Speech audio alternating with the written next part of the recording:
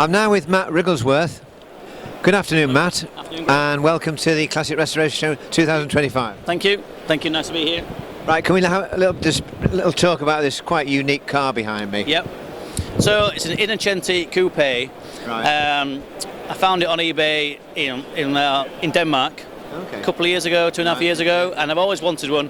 I was sort of big in the midget scene about 20 years ago, and the guy I knew had three. A red one, a white one and a green one. Yeah. And I loved them at the time, but obviously one never came up. So when this one came up as a bit of a project price. Yeah. So I thought, right, I'll have to have it. Yeah. So And that was when? that was in 2022. Okay. Yeah. So what, have you done anything to it? I've done nothing to it because I thought there's no point doing anything to it until I'm ready to do the whole thing. So I've got more than one car in a state of disassembly. So another one will be, So can you tell me just a bit about how they got to make this car? So it's based on a Frog Eye, Austin Sprite. It's based on a Sprite. So gear, basically rebodied it. Right. Gear in Italy, rebodied it. So it's the same. Underneath, it's basically a Midget or a Sprite, but they made this slightly longer, slightly wider, and obviously all their own coachwork. Yeah. So some modification to the suspension, but otherwise it's pretty much as factory. Okay. So same A series engine, 4-speed gearbox. Yeah. But yeah, with basically custom bodywork. Yeah. So how long was that after they first introduced the Frog Eye? I think they built them from 65 to 69, so very early on. Yeah. Very early on.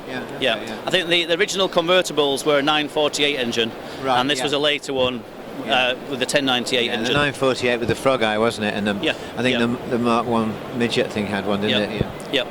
So you'll be looking forward to getting in it. So it does actually run, and when I picked it up in Denmark, it does run. Okay. I think the clutch is seized. Okay. So I think the plan maybe next month or so is to at least get it running again. Yeah. I'm not quite sure of the whole history of it. No. I think that a guy I bought it from, he'd swapped it with some other cars with another chap. Okay. And I think this guy bought it in sort of the mid-teens, 2017-ish, and then he had the bumpers re-chromed at great expense. Other bits re-chromed, he had all the seats recovered. It came with a brand new bonnet, because my bonnet is very rusty. Various other panels, some brand new rear lights, which unbelievable, impossible to get hold of. So I think that a guy started to basically collect all the parts together, but maybe he was getting too old, and he thought, I'm never going to do anything with it. So he swapped it on, and then that guy said, it's not for me, put it on eBay. But I think so I'm not quite sure if it's been in a garage somewhere for 30, 40 years. You see, there's a sticker in the back window that says an NEC Birmingham from 1993. So the car, I saw that. So the car's obviously been to Birmingham in 93. The tyres on the car are basically like new, but there's no date codes on them. So I think they're pre-1990. So I think it may have been sat somewhere for literally for 40 years. But as you say, I think the thing is, you probably thought, like you're saying, you're not going to get started on it until you think, right, I can devote some time to it. I've got a friend of mine who will do all the welding. Oh, right. It's not too bad. I mean, and I'm torn whether to make it completely pristine or whether to just do what's needed underneath, make it completely solid, and then maybe leave the outside as it is. And actually use it. Because I do want to use it.